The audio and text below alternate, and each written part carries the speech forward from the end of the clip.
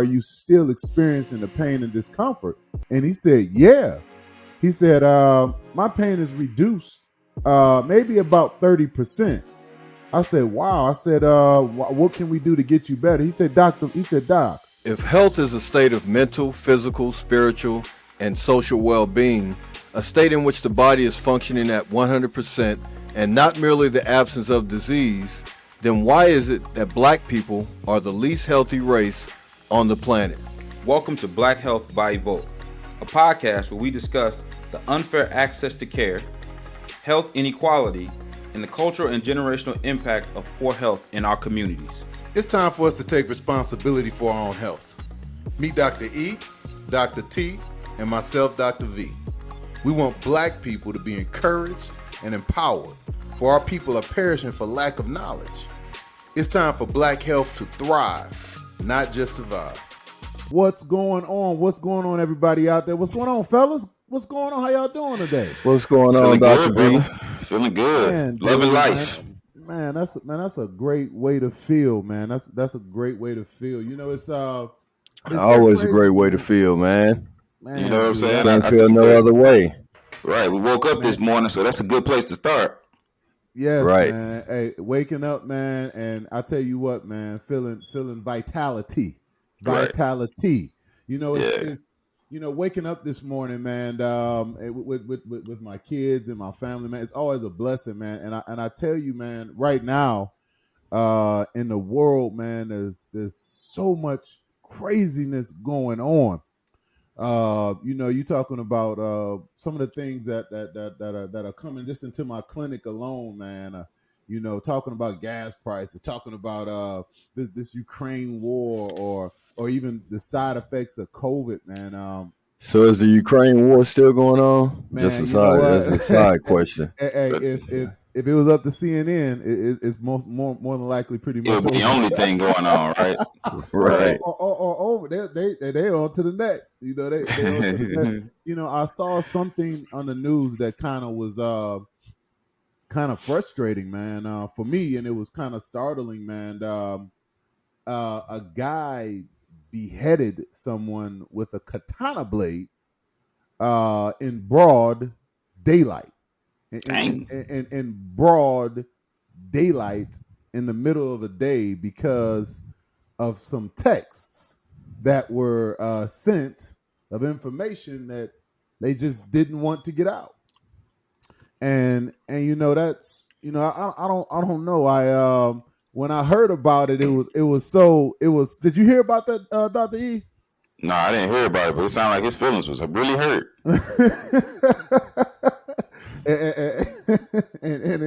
and his feelings was more than likely all wrapped into it, man. And that's something right now, man, that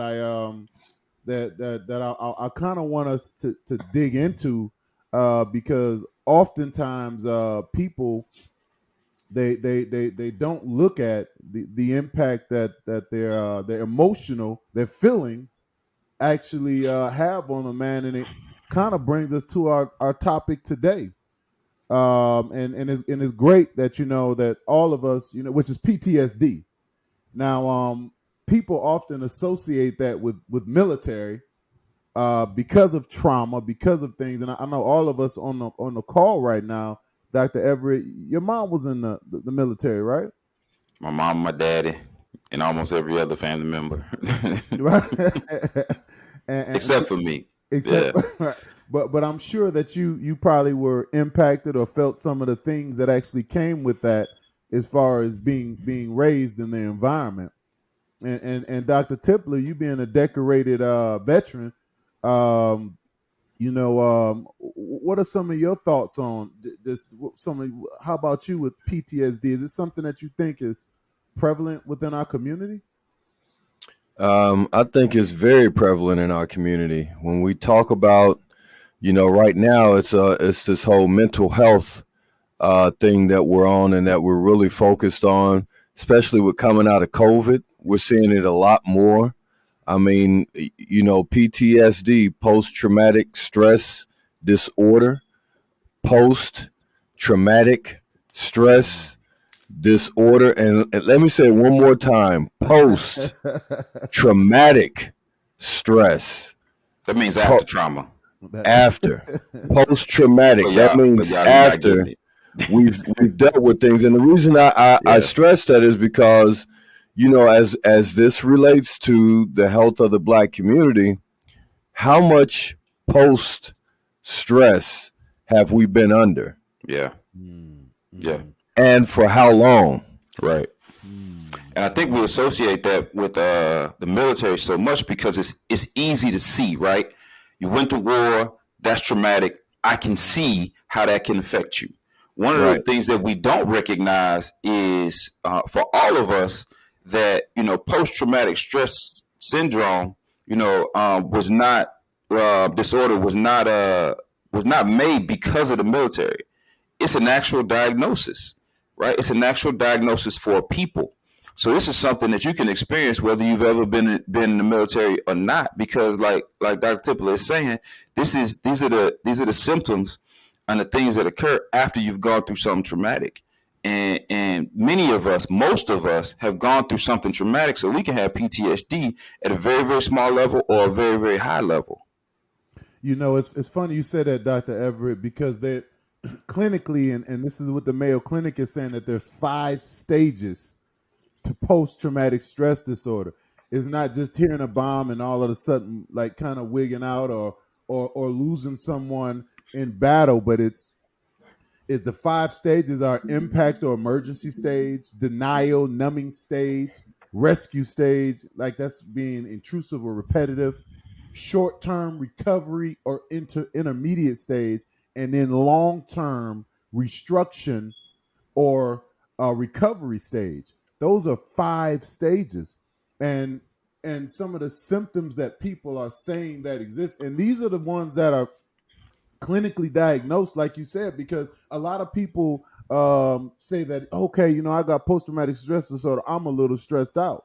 But you may notice, and with your families, listeners, you may notice that maybe your children, maybe your loved ones, your friends, these are symptoms right here. Being easily startled or frightened. Always being on guard for danger. Self-destructive behavior, such as drinking too much or driving too fast. I don't want to hear that from you fellas about the driving. Trouble sleeping. No one thinking it. Trouble concentrating. Irritability, angry, outburst of aggressive behavior, and overwhelming guilt or shame. What do you fellas think about that? Is that something that's prevalent in our community?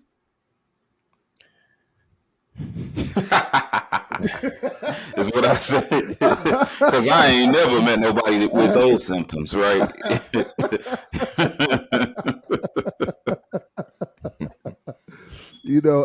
And but I mean, and this is the thing. My thing is this: we see the symptoms, we see the things that are going on, and we know right now the top 3, and this is from NIH, the top 3 classes of people that are actually experiencing these things are African Americans at number 1. 10% of African Americans have PTSD. Then we have our Latinos and our American Indians. But the question I pose for both of you, I mean, because we're talking about on the phone right now over 60 years of clinical experience. How is it impacting the health of our community? I think a lot of times, man, when you think about the effects of some type of post trauma that someone has had, and say, for instance, they start to experience a lot of those symptoms that you have. I didn't hear one symptom or one thing that really happens in people that have dealt with a lot of post trauma, and that's the just not caring. You develop an attitude where you begin to not really care about people. You really neglect yourself, so that could be neglecting how well you take care of yourself, your hygienes, the way that you dress, all those type of things. And then when that feeling and that symptom, I guess, starts to overcome, then you don't have it. What's the use of trying to be healthy? Right. Mm, Yeah. What's the use of trying to take care of myself? mm, mm. That makes a lot of sense. That makes a whole lot of sense. And with us not necessarily being professionals in this particular area, what does make us experts is that we are black, and Right. and being black, we can understand, how culturally we deal with these stresses. And I think that's one of the most important things to discuss is how we deal with these stresses. Like you was talking about, Doc, is we stuff that stuff down. You know what I'm saying? We tuck that stuff away, and don't address it. And that's culturally why, like you said, there's been a big movement towards mental health, and specifically in the black community, because it's such a significant issue, right? And I think the biggest part of that is the way that we manage it and the way that we try to control it, to really no avail, right? It comes out for us in different ways than maybe it comes out for in other cultures. But for us, we see a lot of, like you said, a lot of kind of giving up and a lot of anger, and many times that giving up and that anger is turned inwardly. And what I mean by inwardly is inside our culture, right? We turn that on each other. We turn that on our neighbors. We turn that on our community. We turn it on our friends and family. And it's had a significant impact on us as black people, right? How we interact with each other, how we feel about each other, how we judge each other, all those things, man. And you can trace, I believe, much of that back to just the way that we mismanage our stress from the things that we've gone through. Wow. I remember being a kid. You all know I'm from Detroit, Michigan, and there was Ain't a no time. PTSD there. No, and my whole experience with one of my first experiences. Well, I probably could have some before, but I remember I was maybe fifth, no, sixth grade, and we walked to school. And on the news at the time, children were getting abducted and taken into abandoned homes, all around the city, and they were being abused or murdered. And there were a lot of abandoned homes in my community, on my way when I'm walking to school. So I remember walking to school and my mother telling me, walk straight to school, go straight to school, come straight home, walk straight to school, come straight home. And I remember feeling like I was walking on a line. And if I didn't walk straight, like something was going to happen to me. And a kid actually got abducted in my school. And we never saw him again. And I remember that, like, having this feeling of walking to school afterwards, like, man, something's going to happen to me. And I knew where a lot of the abandoned houses were, and I would take these routes, and I felt like I had to walk this straight line. I remember the anxiety, and how that interrupted with my focus, how that interrupted with my energy. And nowadays, like you were talking about, Dr. Tipler, earlier, you were talking about, like, the body shaming, and you were talking about social media, and those things that it's not only impacting children, but it's actually impacting adults, and and some of that being something that's contributing to PTSD. What are you guys' thoughts on that? I think it's a lot of things. First off, man, I'm gonna start by saying this. So, having been in the military, being over in war, man, when it comes to PTSD, I think there are definitely different levels to this.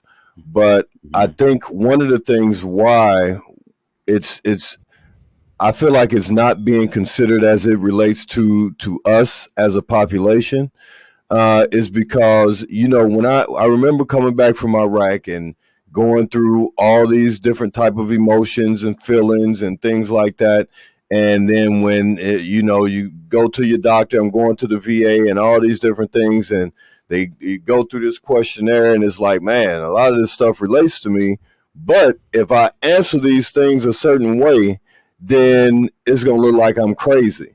So I think for our community, sometimes too, we relate PTSD to being crazy. And it took me a minute to really kind of separate from that, you know what I'm saying, of being labeled as crazy versus really understanding, all right, man, you have you have this issue, it's PTSD, you've been in this type of situation, you've had this type of stress that's been mounting for so long. So I really had to adjust my mindset and how I felt about, you know what I'm saying, didn't want to be labeled as being crazy. So now, as we related to our community, you think about it, man. A lot of the stuff that you just mentioned, Dr. Vaught, with social media, the pressure of social media, like you said, as for on especially on teenagers and now adults. I was just looking at a story. I mean, you hear these stories all the time. Someone on social media, the bullying, all these different things, that type of stress, and what it drives someone to do. PTSD does that. I've seen it with soldiers, you know, coming back. Hey, it was too much, and again, they were committing suicide. So we're seeing the same thing happening in our community. Whereas I think a few years ago, it was kind of crazy when you heard of someone black offing themselves, right? But now we're seeing it a lot more often, and I think it's because of that this post traumatic stress that we have not really been dealing with in our community, and maybe it's because we don't want to be looked at as being crazy or whatever the case may be. So that misdiagnosis, that not really going to get the type of help that's needed, is what's been missing in our community. That's entirely it, man. That, like you said, they're not going to get the help that we need because simply going to a therapist is still frowned upon in our culture. Yes. Because when you say you see a therapist, they're like, "What's wrong with you?" Exactly. Right? And but they don't say that when you go to the gym because you're 30 pounds overweight. They don't say, "What's wrong with you?" Well, I'm going to the gym because I'm taking care of my health physically. Right? When you taking multivitamins, they don't say what's wrong with you, right? When you go get your ears checked, you know, you go to EENT and get your ears checked, they don't say what's wrong with you, right? They don't look at you like that. But when you see a therapist, they look at you like you crazy, right? Yeah. Or you not strong enough to handle the pressure of the things that we have to deal with, right? The truth is none of us are strong enough. That's the actual truth, right? The actual truth is that none of us are strong enough because none of us are losing weight without exercising or eating right, right? Ain't nobody that strong. So if you need help in order to take care of yourself physically, then obviously you need help to take care of yourself mentally. Obviously you do because we don't have all the answers. If we had all the answers, then we get everything right all the time. Therapy is about someone helping to guide you through what you're dealing with. It's help, you know. It's like a personal trainer for your mind, and you know, the sooner we begin to see how important taking care of ourselves in that way is, and we don't see it as weak, I think the better we'll be, you know, as a society. Yeah. You know, that right there, Doctor Everett. I think you hit it because oftentimes within our community, one of the things that we looked at is inferior or weak because we've always had to stand up and have faith or confide in maybe a spiritual leader, and there's nothing wrong with that. But there's professionals that are trained with specific skills and techniques, and you know, Dr. Tipley, you brought a story up that in the clinic, and and I don't know if you guys have had this experience, but I had a practice member. You know, we're on this subject, and he had just got out of prison. He was a military veteran, and he had a tremendous amount of PTSD.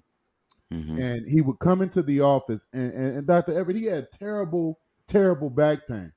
And one of the things that I did a re-exam on him after a few months, and one of the things I said, you know, are you still experiencing the pain and discomfort? And he said, yeah.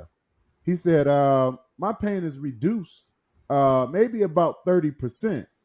I said, wow. I said, what can we do to get you better? He said, Doc, let me tell you something. The reason why I come here is because every day now, when I wake up, I don't feel like killing someone. And I just sat back in my chair. First, I sat back. Right. Well, all right then, brother. Give me a hug. But then I began to rejoice a little bit and talk about like some of the things that's amazing that's happening just with chiropractic.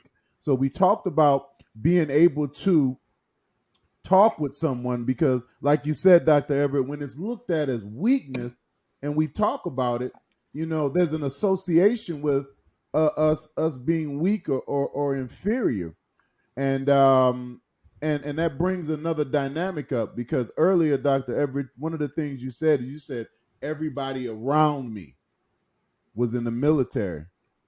What is that like that you think the impact as far as not necessarily having PTSD, but maybe people in the environment that you're in, and how that walk is like for people, because we got kids in school and these kids are traumatized or abused. You at a workplace and it's mothers or husbands being abused by their families. You got an environment. What is that like for the patient as far as impacting their health?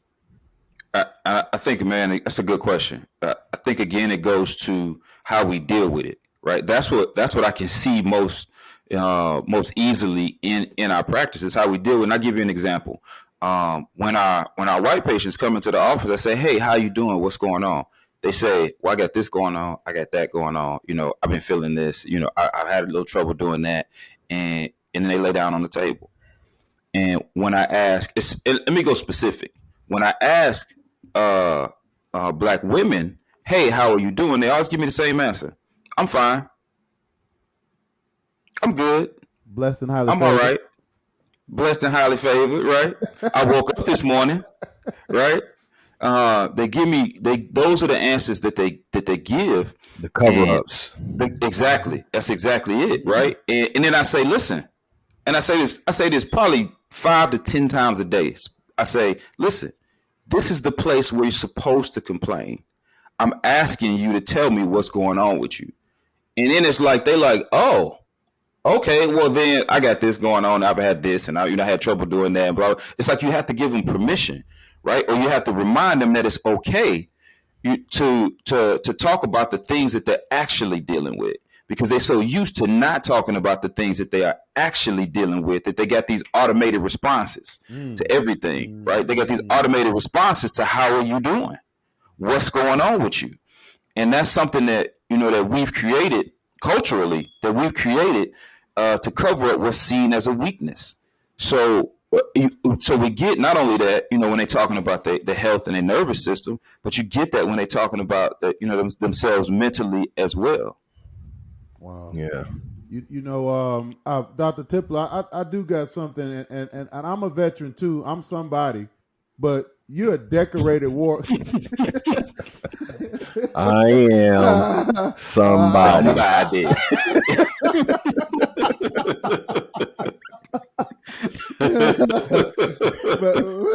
but you guys, I got and listeners, I got some really resilient partners, some strong family men, some strong businessmen, some intellectuals, and Dr. Tipler, it's a lot of people out there that are either coming back from stressful situations, and they have family members and friends, and just coming back from an environment and not just being over there, but going over and really coming back and doing some amazing things, with your family, with your career. What are some things that you can tell our listeners that you think that could be impactful as far as supporting people? And I'm not just talking about a veteran coming back, but your child being bullied, um, someone going through an abusive divorce relationship, I mean, really coming back. and thriving societally with the mental health and physical health? I think it has to start with accepting it, man. Accepting your situation, accepting the stress that you've been under, and being aware of it. Because if you're not aware, then you continue to, for a lot of us, we continue to put ourselves in the same situation. Sometimes sometimes there's environments that we can't control, and sometimes we're just in situations and in an environment that we cannot control. But I think really being able to first understand what's under our control and what's not is the first thing. Because then once we understand that and we know that, now we can reach out. We can reach out for help. If it's something that we can control, we know that we can remove ourselves from certain situations, from certain environments. But if it's something that we really have no control over, then that's where it takes us really being strong enough to reach out to someone that can lend us that help. You mentioned earlier, the spiritual leaders in our communities. I think a lot of the faith has started to has begun to kind of leave from seeking help from our spiritual leaders, but I think that still has to be an option. It's still something that we have to be able to go to in order to receive the help, some help that we need. And then, say for instance, like Dr. Everett and the example that he gave, if we have healthcare professionals that actually care, we have people in our lives, professionals that we see on a regular basis that actually care, and they're pushing and asking, tell me what's going on, what is really going on.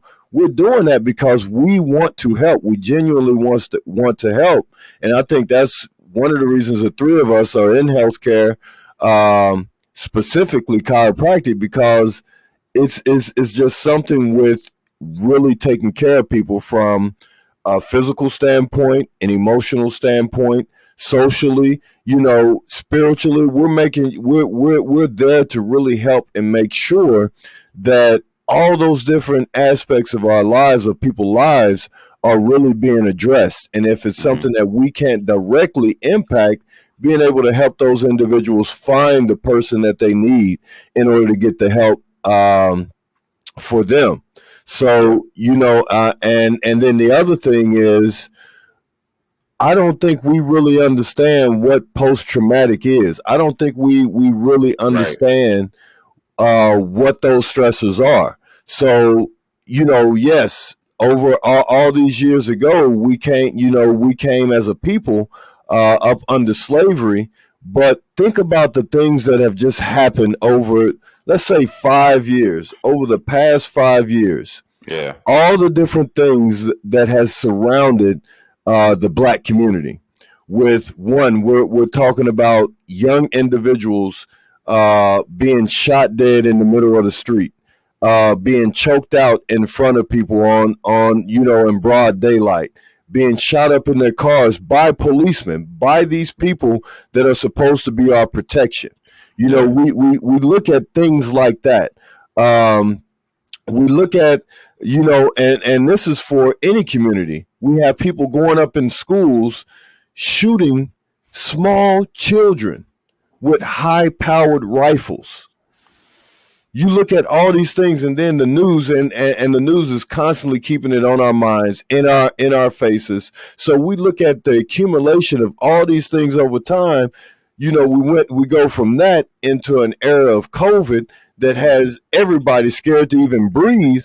Yeah. It's like, man, this is the type of stress that we don't realize leads to mental health issues and PTSD. So I think first, man, we really have to, we really have to discuss, know, and understand what those stresses are in our lives. And those are just big things that I named. Right. Dr. Everett just named, or what you just named. What if a kid is at home and every day he's seeing his father beat on his mother, or his mother beating on his father?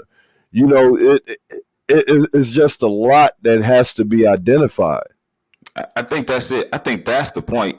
And I think one of the things is because we're talking about Black PTSD today, is recognizing that everybody suffers from PTSD. Exactly. But what I think is important for people to understand is specifically, and what we're talking about is how Black people experience PTSD. Like, what are some of the things that we experience that cause our PTSD? And I give you, just to kick it off, because I want to hear from y'all too, some personal experiences, just some things y'all could think of. Just a couple personal experiences. About 2 years ago, I was on the highway traveling, and I got pulled over because I was speeding, right? So I got pulled over for a legitimate reason. And I remember the patrol car being behind me. And as the officer is walking up, I can see, how you look in your side view mirror, and I can see like from this down, like from his chest down. And I remember when he got to the window and ducked his head down and he was Black, I remember physically doing this. You already knew. See, you already knew. I remember physically doing it and then realizing that I was gripping the steering wheel and that my hands were sweating. Right? Yeah. That I was gripping the steering wheel and my hands were sweating. And this is not media generated, right? It's not sensational. It's not sensationalizing what's going on with us. This is also my personal experience dealing with police officers, right? Just from personal experience, right? I'm nervous. Like, the idea that I'm getting pulled over for speeding and I don't know what the result of that is going to be. I'm not sure about what the result of that is going to be. That's what PTSD looks like, right? Just those things like, and nothing happened. He didn't even give me a ticket, right? Which rarely happens, by the way. He didn't even give me a ticket. He asked me about a couple questions about my car and then sent me on my way. But I think that even that officer, he knew the signs, right? Like, he knows, him being a Black man, he knows how Black people feel when they get pulled over. And I could tell from the way he addressed me that he was, everything is okay, right? Was his approach to the traffic stop. I plan on treating you like a normal individual in this interaction. That was kind of his presentation, because I'm sure he knows how Black people feel when they get pulled over by the police. And I get that, other races don't believe that that's a real thing for us, despite all the evidence, right? Despite all the evidence, because, and the reason I think that they don't believe it's a real thing for us is because it's not a real thing for them, right? So the idea that you would be afraid of the people that's supposed to protect you is foreign to them, right? So that's why I asked the question about the things that we as Black people specifically experience. I'll give you one more quick one. I go to a gym, right, where I work out. And y'all know I'm at that joker daily. Sometimes twice a day, a little too much, right? So it's a higher end gym, right? So let's just say the demographic is not mostly Black, right? Is the sprinkle in this gym that I go to. So regularly,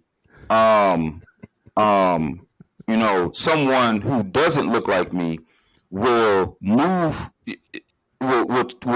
end their workout on that piece of equipment because I got next to them, right? So the reason, and that happens all the time, and I pointed out to, like, other people I know in the gym, people I work out with, and they started to notice it. They're of other races, and they started to notice it when I pointed out. Sometimes I'll say, "Watch, she getting ready to move when I get on the step machine."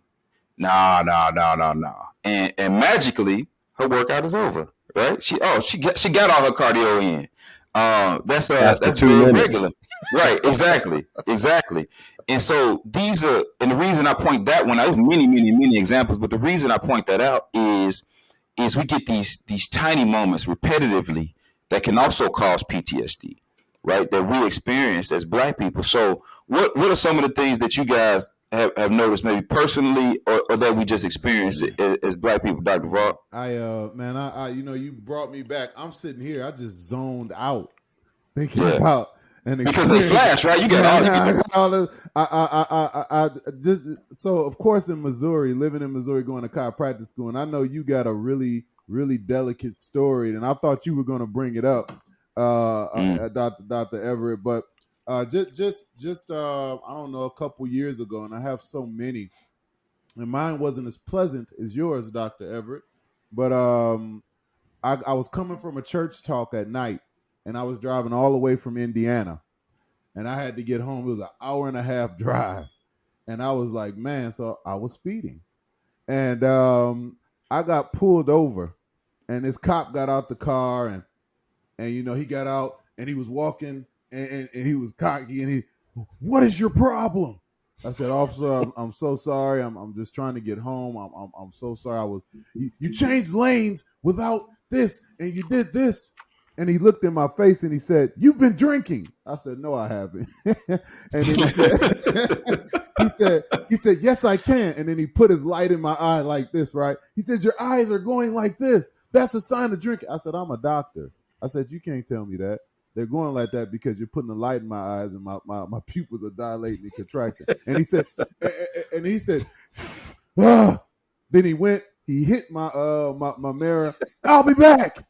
So I was speeding, trying to get home, thinking about how I got to speed now because I'm really going to be late. And he came back with 4 tickets. And it was like he was taunting me. He wanted me to get upset. He wanted to somehow get me out my car, and I got this anger, and then I began to think, oh shoot, he can shoot me. Like he's trying to create a reason to that'll settle you down. That'll settle you down. Right. And I'm like, man, like I'm leaving a church, doing work in a community. And this officer has pulled me over. And yes, I was speeding, but pull me over and tell me to slow down. Don't taunt me. And it gave me a feeling. And you know what? I haven't been back to that church in Indiana. I haven't driven on that road anymore. And that's something that stuck with me, that even if you're out and you think you're doing good, I mean, be careful. Don't break the speed limit. But that was something that was unsettling for me. Man, it's amazing, man, because as I'm thinking about different stories, it's amazing how 3 black doctors on a call, and each one of our stories relates to being pulled over by a police officer, right? you would think, oh, they doctors, they this, they that, they don't deal with this stuff like we do. And same to them, right? And I remember, man, just being in practice. I remember moving to a neighborhood, man, that was, the entire block. It was pretty much white. And I remember moving there, man. I remember when I had a BMW, and the minute I started going to that house back and forth, man, I was getting pulled over like every week. Yeah. Every I remember week. that. And it would be sometimes the same police officer, but all these cops were in the same city, in the same little area. I was getting pulled over like every day, to the point that even one day I got pulled over in broad day, in the middle of the day, on my lunch break from the office, from taking care of people, and got pulled over. They took me to jail and forgot about me being sitting in there. So I missed a whole second half of taking care of patients. I remember I had to call the office and explain it. I was like, man, I'm sitting in jail. I don't know what's going on. Hey, it's 3 o'clock in the afternoon. You're like, AE, I'm locked up. Right. And I'm like, man, this is crazy. But I can tell you this, man. There was a new chief of police that had just got voted in. He was Mexican. And when I bonded out, they had towed my car, everything. So when I went to pay the fine and I'm looking for my car, and he happens to come out and he can see that I'm very upset, and he was like, what's going on? What's the problem? And I told him about everything that happened, and I'm going off just, about how often I keep getting pulled over for nothing. Everything's legit. Is this, is that, and the other. He was like, you know what? Don't worry about it. He gave me a card. Man, I with picking up my car, didn't have a problem with that. But from that point on, every time I got pulled over, I just pulled out his card and they're like, "Do you mind if I call Chief Jimenez? I mean the chief right now." And dude, they would let me go. But it took, I guess, another minority that probably had experienced similar situations to really know and understand, man. And that was the only thing that really kept me and stopped them from just pulling me over for no reason. Harassing you, yeah. Harassing. Yep. It's crazy, man. It's crazy. Yeah. Yeah. You know what? Like, Go ahead, Doctor. Go ahead, Doc. No, it was just taking me back, and this is real quick, Dr. E, to what you said earlier, Dr. Tipper. Awareness, acceptance, and reaching out. Mm-hmm. Awareness, acceptance, and reaching out. And I wanted to ask you, Dr. Everett, why we don't reach out. But go ahead with your, because I know you got something. No, I go straight to that. Bro. Right. I know you got something. I want to hear your other thing. Man. Yeah, because this is what I will say. We talk about our interactions with the police because that's the most stark, right? The reason it's the most stark is because they're the people that are supposed to protect us, right? They're not in that capacity. They're not normal citizens. And so that's why that's the thing that sticks out to us the most, is because of what police officers are supposed to represent for us. And the fact that too many times they don't represent that for us is why those are the stories that come up for us. But, like I was saying, we deal with that trauma in a million different ways, being Black, right? When we go to our medical doctor, and many times our medical doctor don't look like us, right? And the way they treat us and the way they talk to us and the way they serve us, that's trauma, right? When you go to a restaurant and you know for sure that you're being discriminated against, that's trauma. Right? When you get regular customer service, and I'll give you one. And this is crazy. I'm in Whole Foods, right? This literally happened last week. I'm in Whole Foods, right? And I had just come from the gym, and like I'm in t-shirt and shorts and like flip flops or whatever.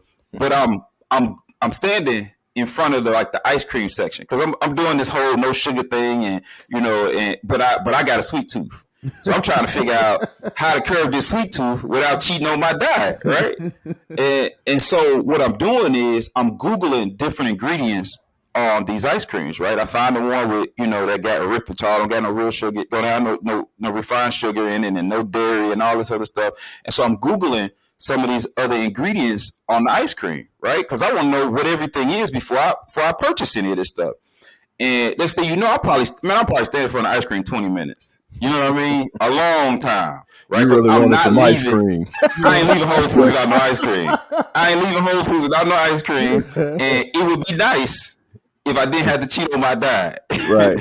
So I'm Googling these ingredients, and I noticed a lady is standing, she got on one of the Whole Foods aprons, right? And I noticed her like 10 minutes prior, she was standing there kind of looking at the freezer on the other side. Now she worked there, right? She know all the stuff in the store. And like she's standing there for a long time, really not doing nothing. So I decide I'm just gonna walk over to the next aisle and see if it's just me, because the other thing that can happen is because these things happen to us so much, we begin to see things that are not there sometimes, right? So I'm like, I'm not gonna trip. I'm just gonna go to the other aisle because a couple other things I need to get, right? So I go to the other aisle. Guess who in the aisle? Guess who show up in the aisle, right? So now I'm like, hold on a second. I go a couple more aisles down, right? Guess who in the aisle, right? So I go back to the ice cream. I get my stuff. I go back to the ice cream. The lady walked by and I said, "Hey, excuse me, miss." And she stops, right? And she walks up. I said, "Can I get some help? Hey, I've been standing here in front of this ice cream all this time because," and I said it like that, "because this, and this. I'm trying to get some ice cream with no sugar, blah, blah, blah, and all this other stuff." And she goes, "Oh, okay. Well, I'm not really an expert, but I could give you some help." I said, "You know what? I don't really need your help." And then she just turned and walked away, and didn't even say anything because she knew I knew, right? She knew I knew, and that's all I cared about, is that she knew that I knew what she was doing. Well, it's Whole Foods. What they worried about? Me stealing the grain-free tortilla chips? You know what I'm saying? And I'm like, man, this is crazy. I'm in Whole Foods, and it's those types of things that we deal with, right? Because that's so irrational to follow anyone for any reason in a grocery store. Like, ain't no diamonds on the shelves. You know what I'm saying?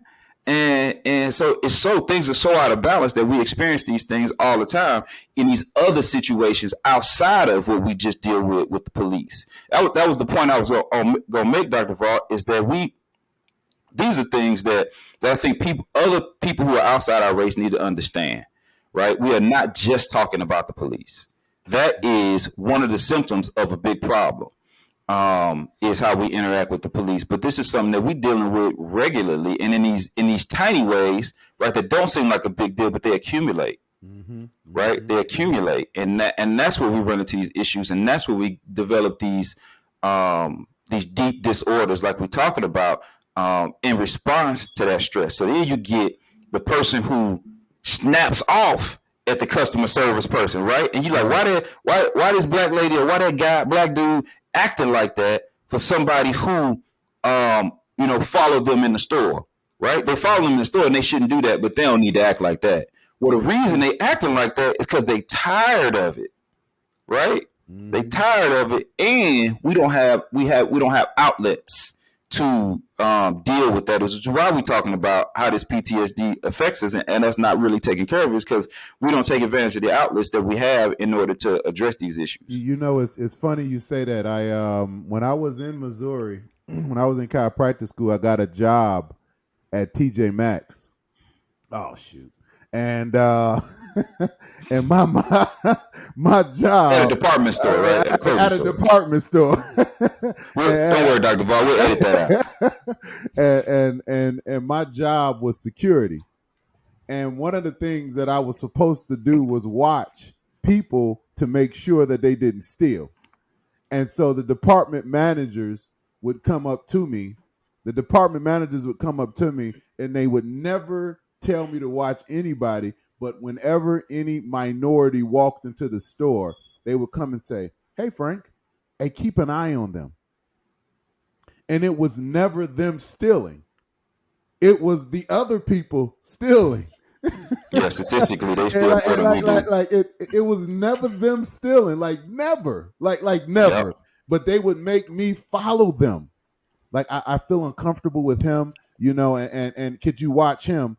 And while I'm watching him, I remember explicitly one time I was watching this couple, because they came in. I don't know if they were drinking and it was a whole nother group of kids just over there stuffing stuff in their shirts and pants.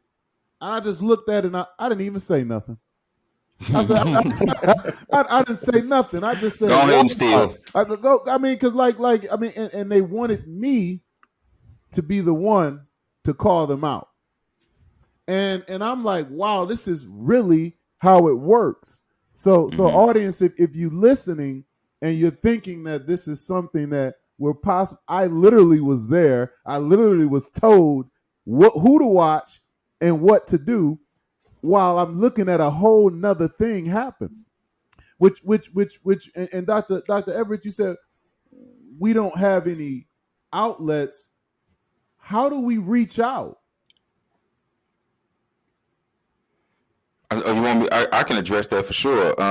Because I see a therapist. I talk to a therapist, and I tell people that openly because I want us to be more comfortable with the idea, right? Like I said, I see a chiropractor. I see a massage therapist, right? A sports massage therapist, right? I've had a personal trainer before. I've gone to the eye doctor before. Yeah, and I also have a therapist. Because it's part of my overall health. It's great when I'm dealing with something specific. It's really good when I'm not dealing with anything at all, right? And it's just gaining some clarity on issues or how to navigate things or getting a better understanding of myself.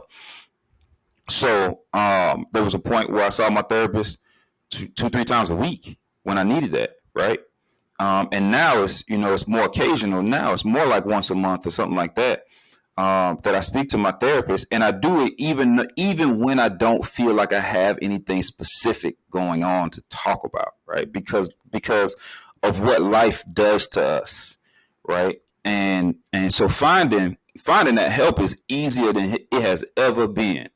Finding a good therapist is easier than it's ever been. And I think there's a lot of good ways to do it. One is, strictly straight to the internet. Another way is referral, right? Friends or family or coworkers who may be in therapy and asking them how it's going for them and where they go. I think it's a good idea.